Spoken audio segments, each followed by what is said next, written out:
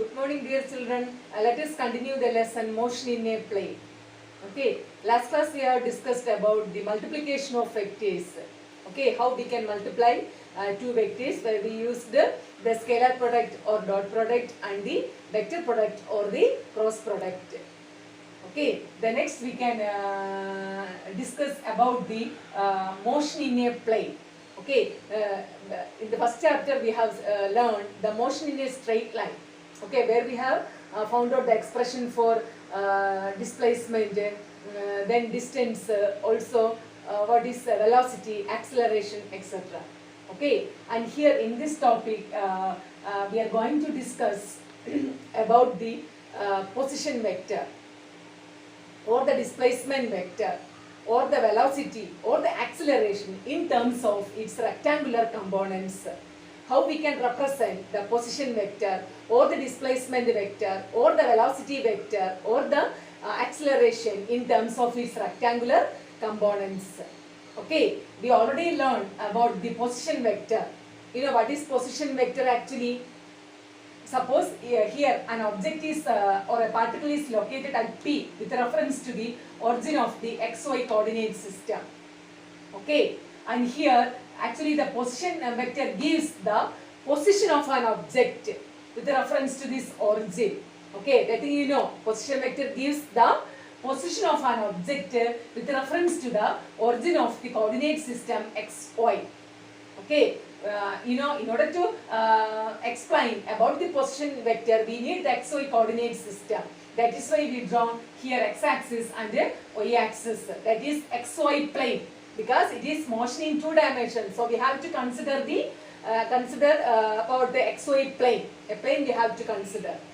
Okay, and here the object is located at P. Then what is the position vector? Actually, OP represents the position vector. That thing you know. OP represents the position vector. Okay, and here we can resolve. Okay, resolution also we learned in the last class. Okay, actually it is a process of splitting of a given vector into two or more components. That is actually the process of resolution. Okay, and here the position vector OP represents the position vector. That position vector can be resolved along the x-axis and along the y-axis. Thus we got what? The rectangular components. Okay, that is we can express the position vector in terms of rectangular components by resolving each along the x and the y directions. Listen to it. So here we can represent the position vector OP as OA plus OB. OP as OA plus OB. Then instead of OP we can write the position vector as R. Then what is actually OA? The component of OP along the x direction. The component of the position vector R along the x direction, that is given by the vector OA. Okay, so instead of OA we can write XI. Okay, XI. Actually XI denotes the component of position vector R along the x direction. Okay, and instead of OB we can write YJ. Okay, because here we are resolving the position vector along the x and the y directions. So vector R can be written as xi plus vector x I cap plus y j cap. This is actually the rectangular components of the position vector along the x and the y directions. Okay, actually this is the expression for the position vector in terms of its rectangular components. Okay, expression for the position vector in terms of rectangular components. Okay, you have to just know the what is the rectangular components, how we can represent a position vector in terms of its rectangular components. That is enough for you. Okay, that is R equal to xi plus yj. The position vector R is equal to xi plus yj. Okay. Next about the displacement vector. Okay, then how we can express the displacement vector in terms of its rectangular components. Okay, about displacement vector you know. Okay, what is displacement vector? Actually it gives it is a vector which gives what? in how much and in which direction the object gets displaced. How much and in which direction the object gets displaced. That is given by the displacement vector. That thing we already learned. Okay. Here also we are considering the xy coordinate system. Okay. And here let us consider at time t equal to 0.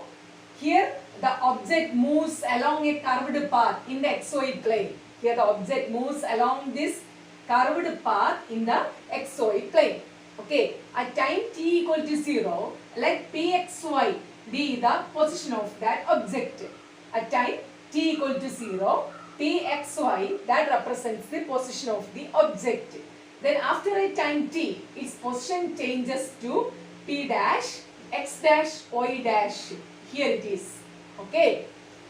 Here we are assuming that at time t equal to 0, the position of the particle is represented as pxy. Then after some time, after t time, its position changes to p dash, x dash, y dash. Okay, that is the coordinate actually. And here, then what is the displacement vector? Actually here, the displacement vector is represented as p dash. The displacement vector is actually this, the displacement is actually the straight line distance between from the initial to final position. That is actually the displacement. It is the straight line or the shortest straight line distance between the initial to final position of an object. So the displacement vector, that is represented as p dash. Okay, the displacement vector is represented as p dash. That thing can be written as op dash minus vector op. Here vector. Okay, op dash minus actually vector op. Okay, the displacement vector p dash is equal to op dash minus op. That is actually the displacement vector. Okay, and here actually the change in position, the change that can be represented as actually delta. We used a symbol actually delta. So the displacement vector, that is represented as delta r.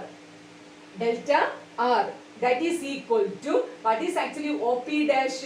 Actually it is r dash minus what is op? Here it is r. Okay, the displacement vector delta r is equal to r dash minus r. Okay, that is the displacement vector is delta r is equal to r dash minus r. Okay, and here actually r, that represents the position vector of the point P with reference to the origin, and r dash represents the position vector of the point P dash with reference to the origin. Okay, then we can write the rectangular components of this r dash and r. That thing Okay, then instead of r dash we can write x dash I plus y dash j, isn't it?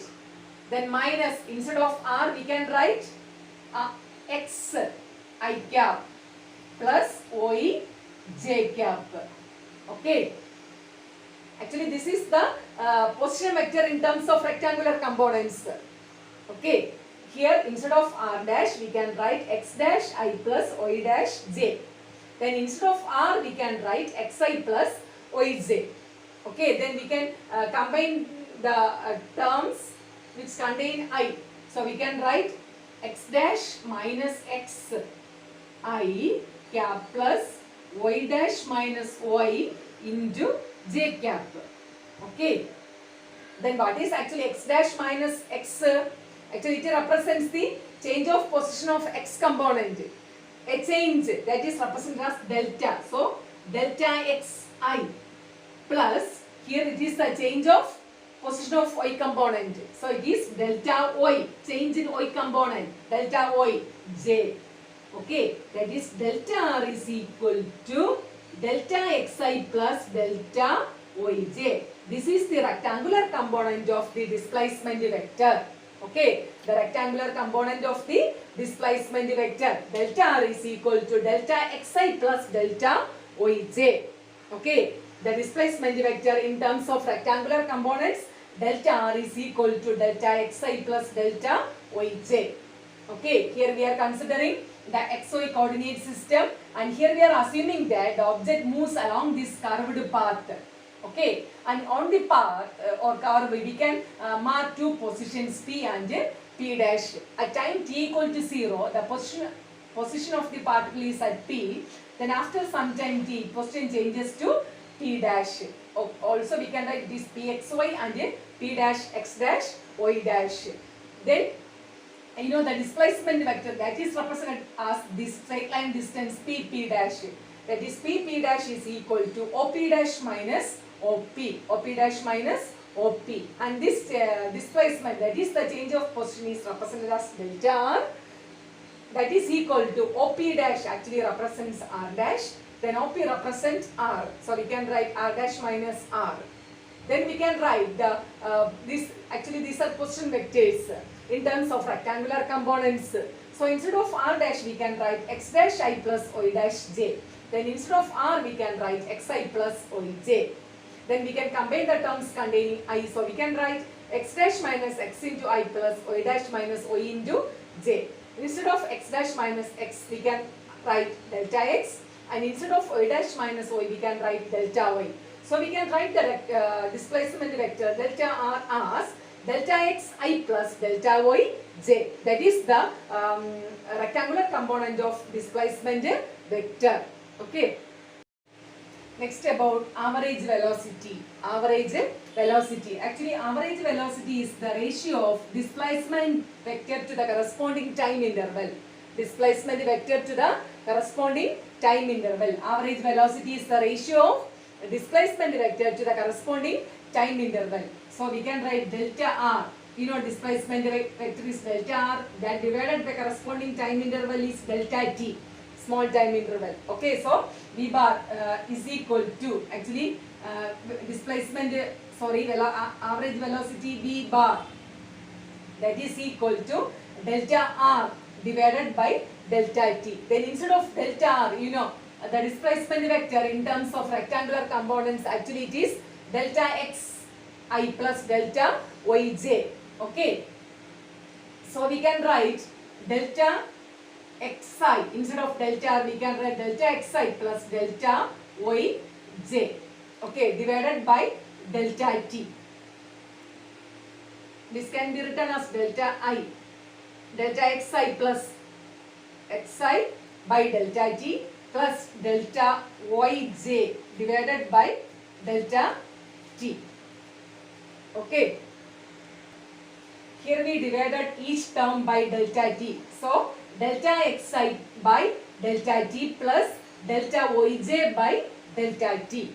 Okay, and here this is actually the x component of position vector and this is the y component of position vector. And when we divide the x component of position vector by time interval, we will get the velocity in the x direction, that is vxi. Similarly, here we can write vyj. Okay, this is the average velocity. V is equal to Vxi plus Vyj.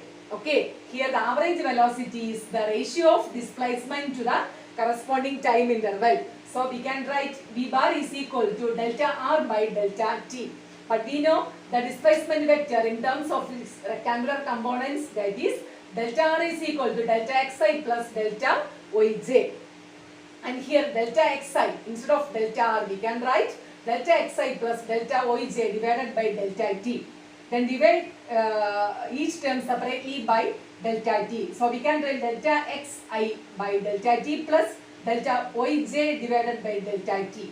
Okay, and this represents actually vxi and this represents vyj. So v bar equal to vxi plus vyj.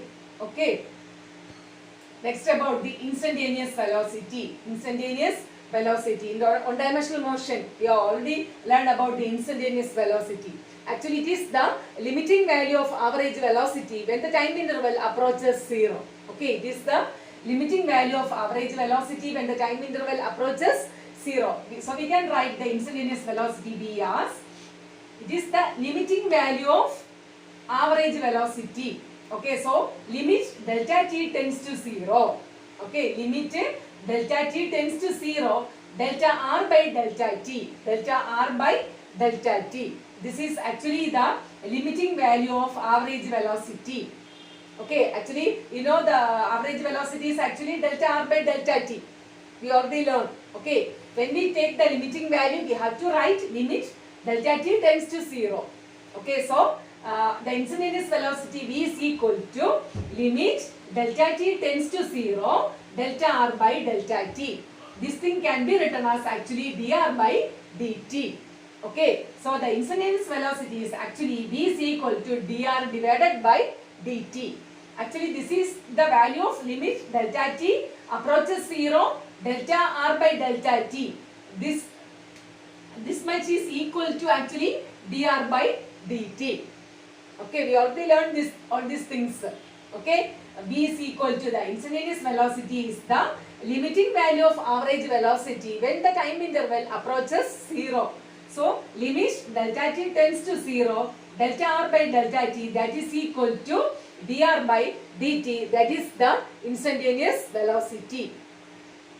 Next, we can represent the velocity in terms of its rectangular components. Okay, velocity in terms of its rectangular components. For that, first we have to write the instantaneous velocity v as dr by dt. This is actually the instantaneous velocity. Okay, v equal to dr by dt. Next, we can represent the limiting value. Instead of dr by dt, we can write limit delta t tends to 0, delta r by delta t.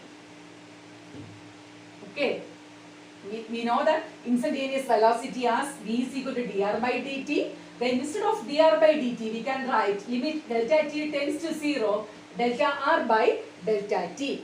Next, limit delta t tends to 0, instead of delta r, you know, delta r is equal to delta xi plus delta yj, the displacement vector. Okay, delta r is equal to delta xi plus delta yj. That is, we can substitute here instead of delta r. That is delta xi plus delta yj divided by delta t. Isn't it? Next, we can apply. First, we have to separate these two terms and we have to separately apply the limits. So, we can write limit delta t tends to 0, delta xi by delta t plus limit delta t tends to 0, delta yj divided by delta t. Okay, limit delta t tends to 0, delta xi by delta t plus limit delta t tends to 0, delta yj by delta t. Isn't it? But you know, limit delta t tends to 0, delta r by delta t, that is equal to dr by dt. Okay, and here then instead of limit delta t tends to 0, delta x by delta t, we can write instead of delta x by delta t, we can write what it is. It becomes what? Dx by dt. Okay, x component dx by dt, dx by dt plus, then instead of limit delta t tends to 0, delta yj by delta t, that is equal to what? That is equal to dy by dt. Okay, here we have to put I cap, then here j cap. Okay, dxi divided by dt plus dyj divided by dt. Actually, this is the change of position of object in the x direction, and here the change of position of object y in the y direction. Okay, so instead of dxi by dxi by dt, that actually represents the rate of change of position of x component, that is equal to the velocity in the x direction. So we can write vxi, and this is the rate of change of position of object in the y direction, that is equal to the velocity in the y direction, that is vyj. So the rectangular components of velocity is actually v is equal to vector v is equal to vxi plus vyj, vxi plus vyj, and its magnitude v is equal to root of vx square plus vy square. The magnitude is given by v is equal to root of vx square plus Vy square. This is actually the velocity in terms of its rectangular components. Okay, we can have the instantaneous velocity V as dr by dt. Okay, then dr by dt. Instead of this, we can write limit delta t tends to 0, delta r by delta t. Then instead of delta r, we can write delta xi plus delta yj. So limit delta t tends to 0, delta xi plus delta yj divided by delta t. Then we can separate the terms and apply the limits separately. So limit delta t tends to 0, delta x by delta t plus limit delta t tends to 0, delta y by delta t. And this thing can be written as, limit delta t tends to 0, delta r by delta t, that takes the form dr by dt. Similarly, limit delta t tends to 0, delta x by delta t, that takes the form dx by dt. Okay, dxi by dt plus dyj by dt. And this thing can be written as, this is actually the rate of change of position of object in the x direction. That is equal to velocity in the x direction, that is vxi, plus this term actually represents the rate of change of position of object in the y direction. Instead of this, we can write the velocity in the y direction. So the velocity v as vxi plus vyj. This represents the rectangular components of velocity. Also, its magnitude is given by v is equal to root of vx square plus vy square. Okay. Next, average acceleration. Average acceleration. Actually, it is a ratio of change in velocity to the corresponding time interval. Average acceleration is the ratio of change in velocity to the corresponding time interval. Suppose if the velocity of an object changes from v to b dash during the time delta t. Okay, if the velocity of an object changes from v to b dash during the time delta t, then its average acceleration is equal to change in velocity, that is final velocity minus initial velocity, that is v dash minus v divided by delta t. And this change can be represented as delta v by delta t, delta v divided by delta t. Okay, then instead of v, the velocity in terms of rectangular components, v is equal to vxi plus vyj. Okay, so delta of vxi plus vyj divided by delta t. Then we can split each term. So delta vxi by delta t plus delta vxy by vxyj by delta t. Actually, this is the change of velocity in the x direction, and this is the change of velocity in the y direction. The change of velocity in the x direction, that will give acceleration in the x direction, and the change of velocity in the y direction, that will give the acceleration in the y direction. So acceleration A is equal to, the average acceleration A bar is equal to axi plus ayj, axi plus ayj. Okay, here we have the average acceleration is the ratio of what? Change in velocity to the corresponding time interval. Suppose if the velocity of an object changes by v to v dash during the time delta t, then its average acceleration A bar is equal to v dash minus v divided by delta t. And this thing can be written as delta v by delta t. But v, in terms of rectangular components, vxi plus vyj divided by delta t, then we can separate these two terms as delta vxi by delta t plus delta vyj by delta t. Instead of this term, we can write axi, and instead of this, we can write ayj. So a bar, the average acceleration, a bar equal to axi plus ayj. Next, about the instantaneous acceleration. Instantaneous acceleration. Actually, it is the limiting value of average acceleration when the time interval approaches 0. We have the average acceleration as delta v by delta t. Okay, when delta t approaches 0, the limiting value of this average acceleration, that is equal to the instantaneous acceleration. Okay, actually instantaneous acceleration is the limiting value of average acceleration when the time interval approaches 0. I think we already learned in straight line motion. Okay, here all these things we have to put what the same, actually the definitions remains the same, but we are writing the equations, we have to put the vector symbol. That is the only difference here. Okay, and here the instantaneous acceleration A as limit delta t tends to 0, delta v by delta t. Actually this is equal to dv by dt. When the time interval approaches 0, the limiting value of delta V by delta T, that takes the form dV by dt. Okay, so the average, so the instantaneous acceleration A is equal to limit delta T tends to 0, delta V by delta T, that is equal to dV by dt. That is the instantaneous acceleration.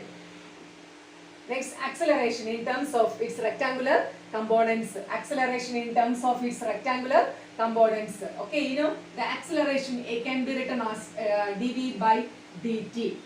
Okay, dV divided by dt. By applying limits, we can write limit delta t tends to 0. It is equal to delta V by delta t. Delta V by delta t. Okay, limit delta t tends to 0. Delta V divided by delta t. Then instead of delta V, we can substitute this. Okay, instead of delta V, we can write actually limit delta t tends to 0. Instead of delta V, we can write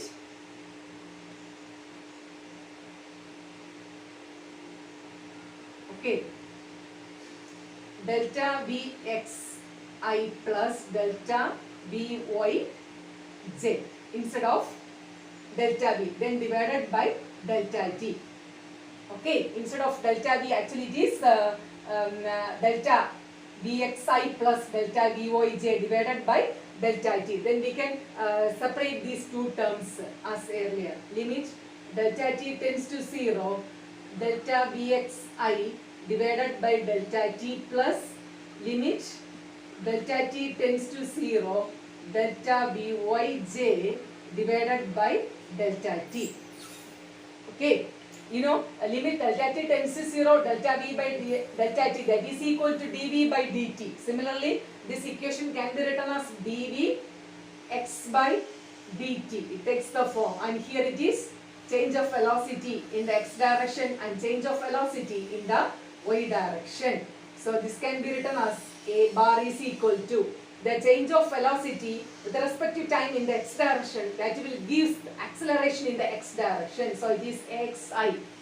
And the change of velocity with the time in the y direction, that will give the acceleration in the y direction, that is ayj.